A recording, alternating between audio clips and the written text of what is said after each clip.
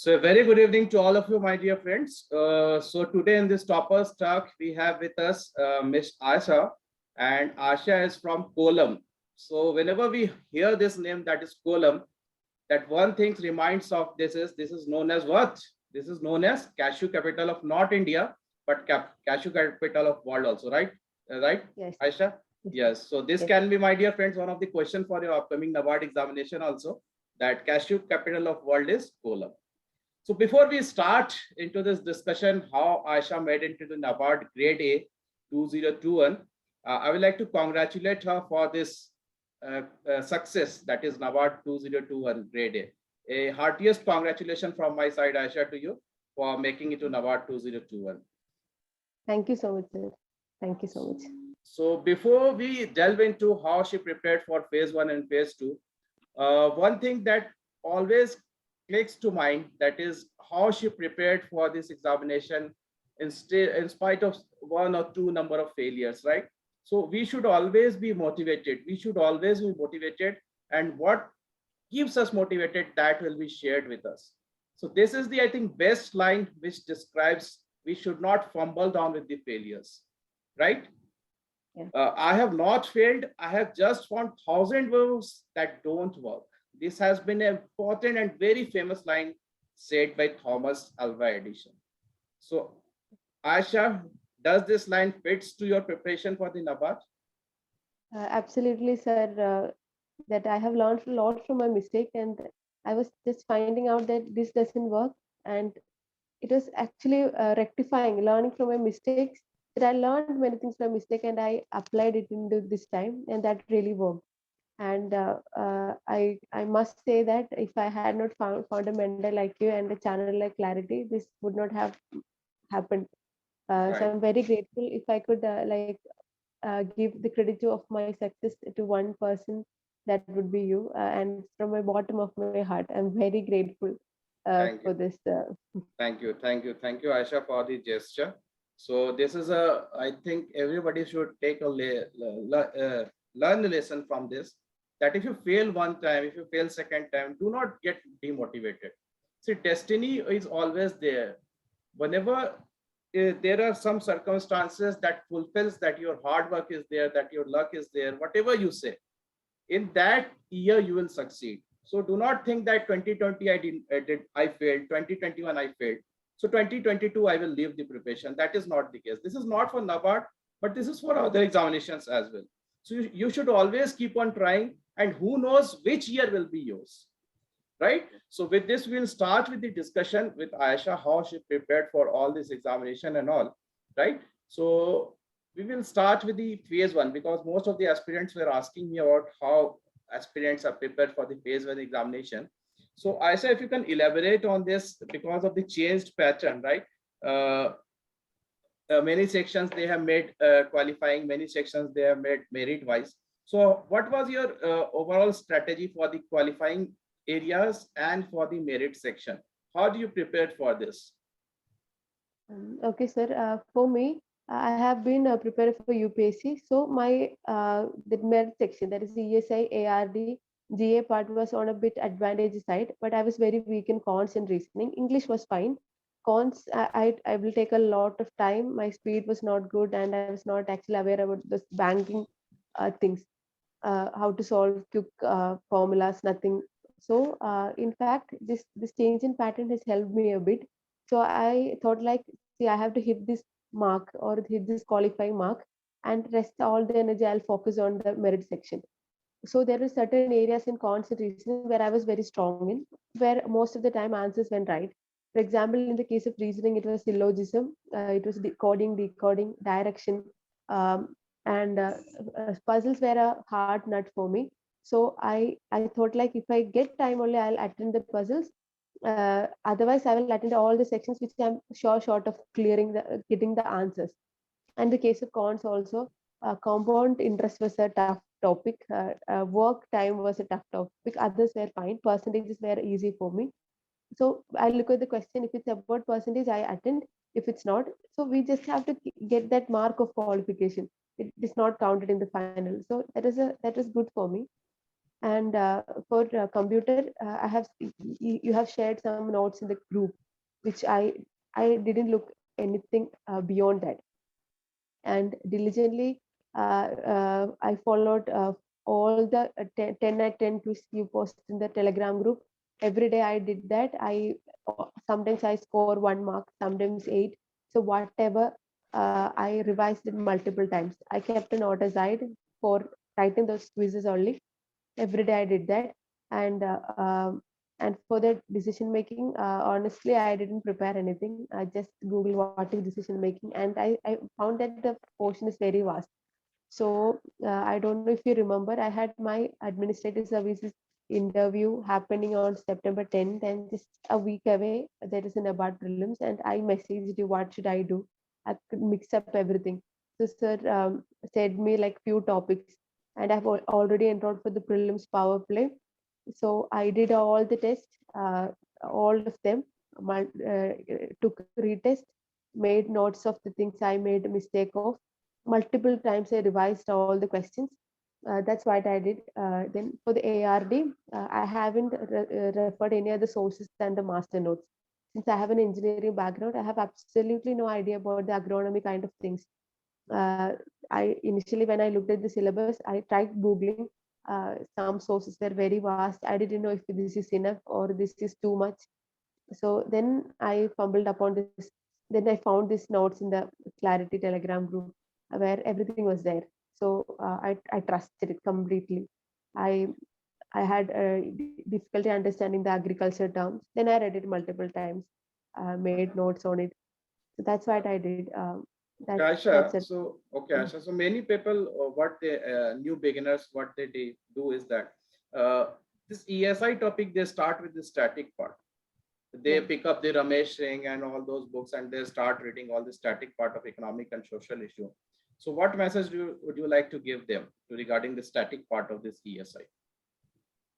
Sir, regarding the static part, static is like very vast, very huge. So once we try to complete every static portion, we will not be able to succeed, because we can connect everything. What is happening in the current happenings, we can connect it to a static thing. For example, if something is in the news, inflation issues is in the news, or the farmer protests were in the news back then. So, so we can connect with the static thing. What is inflation? Types of inflation. So Mm-hmm. how can we control inflation like that? And the MSP, there is static thing. Who decides the MSP? What are the factors which Right, decides right, the MSP? right, So that connection, if we can link, that is a smart way of preparing. Otherwise, the static thing is like huge economics, huge. There are so many terminologies. So that is not a right strategy. So I really believe that focused study, the pinpointed targeting of syllabus is very important. right, right, right. So there is, I also believe that there is no need of reading some 150, 200 pages notes of each topic in agriculture or ESI. What you should have to do is a pinpointed approach, try to link with the current happening, as Asa shared, try to link with the MSP, try to link with the inflation, and try to read only some of those selected topics from the ESI and ARD. As she said, as many of the aspirants have said, I would like to recommend the new aspirants that there is no need of reading again uh, lengthy notes of agriculture. You are not doing honors in agriculture, you are not doing graduation in agriculture. Students from multiple disciplines participate in this examination. It is not examination for agriculture students, it is not examination of agriculture field officer, it is examination of NABARD, where number of participants participates from different diverse sections, right? So agriculture is not that tough. You need to have a very concise notes on that have been given in master notes. You can refer that, and you have to read multiple number of times. No need to read 150 notes of horticulture, 200 pages notes of agronomy, not needed. Only selected areas, those are only important, right? Yes, sir, absolutely. Okay. So what happens is that Aisha, whenever the phase one is over, as you said, that we should only target some of the specific areas.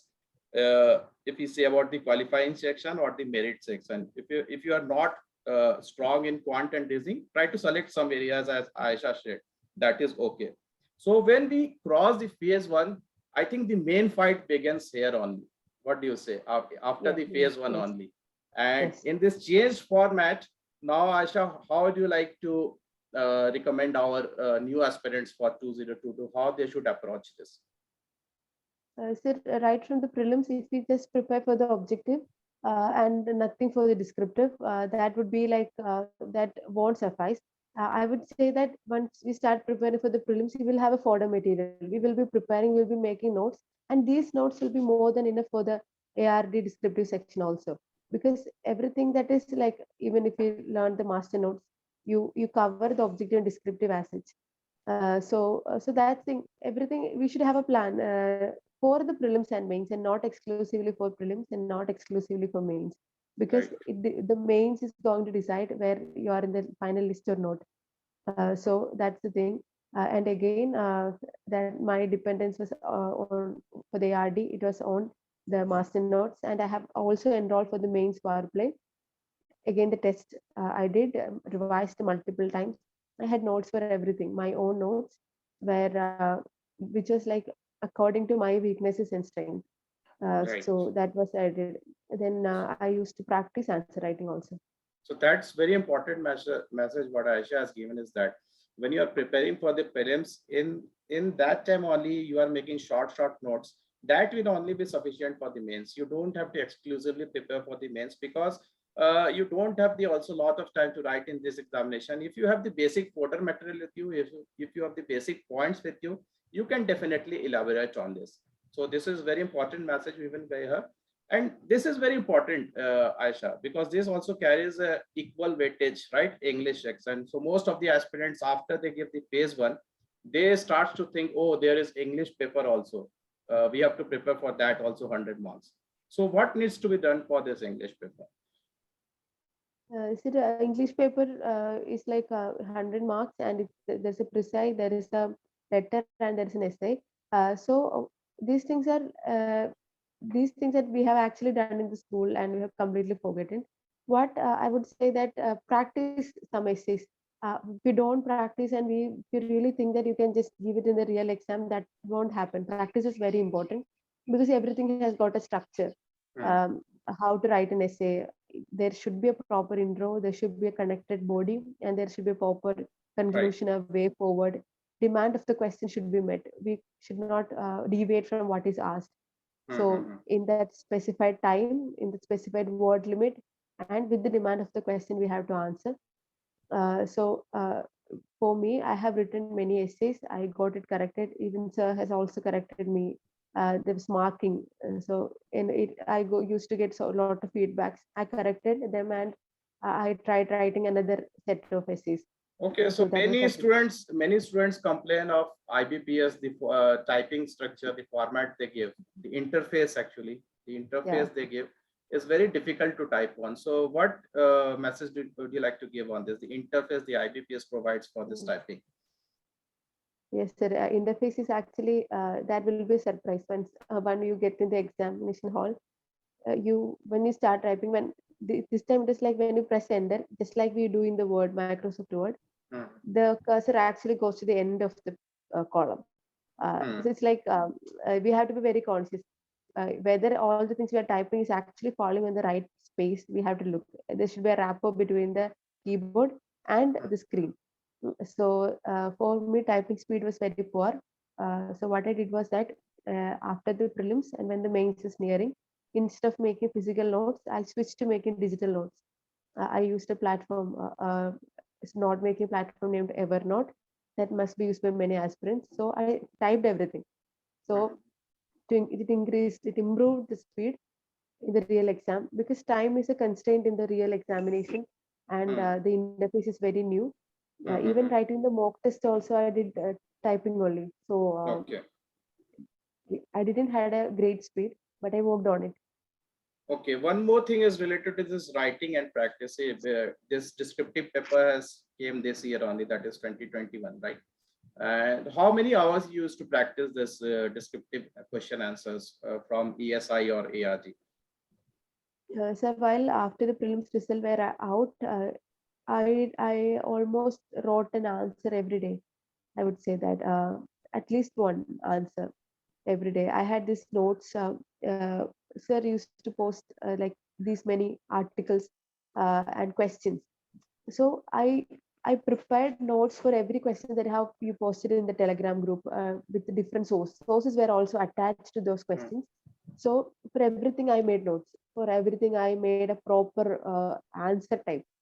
There's intro, body, conclusion type of answers. For most of the questions I did that. So it's like when you start writing an answer type of question, it automatically gets feeded on our Right. memory also. That Right. happened. So then after that, when the mains is almost nearing, I did only mocks. I stopped learning new things, but rather revising what I already had. Revision was the key. So that DPQ helped you a lot, right? Daily practice questions, Yeah, what I was yeah, explaining to you, right? absolutely. Yeah, I had notes for every DPQ that was posted in the group. Good, good, good, good.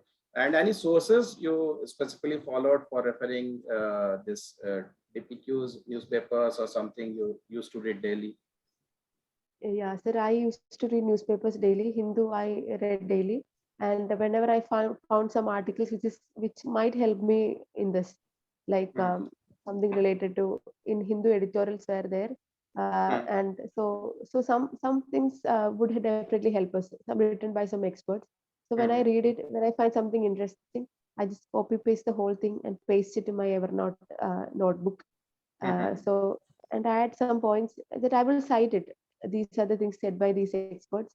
So this kind of might have helped me, I believe. Good, good, good. So any three mistakes what newcomers should not commit for this examination? What message would you like to give? Any three mistakes what new Yeah, beginners should not do? yeah. The first thing would be don't run behind the sources. Uh, have a plan. Even if you're planning to write the examination, don't wait for the notification to be out. Gather the resources and trust yourself and trust the people who you're helping you. That these are the sources. I will learn this, but I will thoroughly learn this. I'm not going to run behind any of this. That's the first thing. Second thing, once you start learning, revision is very important. I have made a lot of mistakes. I have failed in many exams before, so every time it was like the question is very familiar, but I could not find the answer. That is a very desperate situation. I thought this time this would not happen. So I revised whatever I had. I revised. My notebooks were very thorough for me. That was one thing I did. And the fourth thing is that don't think that practice, you can just give everything right away in the examination. Practice is very important. Get your answers corrected. Give tests, a bridge on the gap. These things are very important. Right.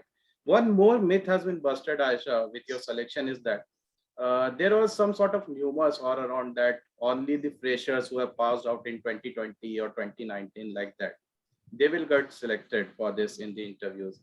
And in the interview, they will give less marks. And you have passed out in 2017, I think. Yeah, So I think this myth is busted. If you are capable enough, if you are giving good interviews, if you have performed well in the phase two of the examination, definitely you will get selected, right? That example yes, is in front of us because she passed out in 2017 and she got selected. It was not that they have rejected that she was not a fresher.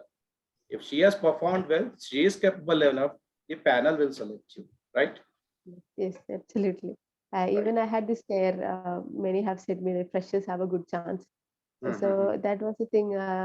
So I was prepared with this answer. What were you doing past 4 years?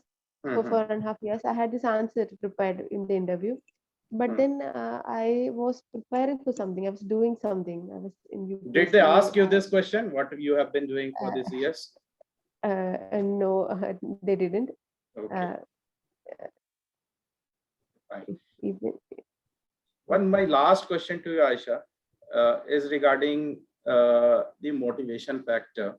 I think this is the key factor which drives your success. So what recommendation would you like to give to the newcomers that how they should keep themselves motivated for all round the year? Because it's, I think, overall 1 year process. yes, sir. Sir, this for me, the journey has been very from 2017 July mid or August I started preparing, and it's now 2022 April, and this duration is like that's definitely a bigger time. So all these years, I believe that I worked hard.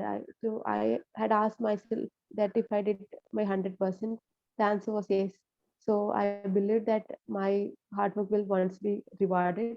My family, my parents, my sister, brother-in-law, everybody kept me like, you're working hard. Hmm. The time is not up. So you will get a result. So there were very low points where I felt like quitting everything. Like I had self doubt, a lack Hmm. of confidence. So such things were there, and but finally, if I have like decided that so this is not for me and left for some other jobs, this would not have happened. This everything matters at the end. Every hard work you do finally comes to this beautiful moment of realizing that you are there some Hmm. some position that we are always aspired for. Right. So never quit. If you are really hardworking and if your own conscience you're asking, are you good? Did you give your best 100%? If it's a yes, yes, you will be there Right. someday. Right. Right. Right. So thank you, Aisha, for sparing some time with us and sharing your feedbacks to the newcomers. They should move on. So with this message, I'd like to end this session. To everyone, keep it one thing in mind. Hindi में एक line है, जब तक तोड़ेंगे नहीं, तब तक छोड़ेंगे नहीं. It became a quite popular that we will not leave it until we succeed. So with this phase only, we will end this session. Thank you, thank you, thank you, Lord Aisha. Best of luck for your future endeavors. Sir, I must thank you again. A big thanks to you for providing everything at nominal rates. In the market, everything is available at exorbitant rates like 25,000, 20,000. But your prelims for play with like very meager. So someone like me who's still an aspirant and not working, this is very much affordable. Everything was there at the channel, and you were always there to answer every queries. Uh, Whatever I asked at any time of the day, I'll get the reply very soon. So I'll forever be grateful and keep guiding students, sir. Keep help them Thank achieving you. their Thank dreams. you. Thanks a lot. It means a lot to me also. When Thank student says like that, it also keeps me motivated. Thanks a lot, Aisha, for this gesture. thank you, sir. Okay, okay, we will end this session.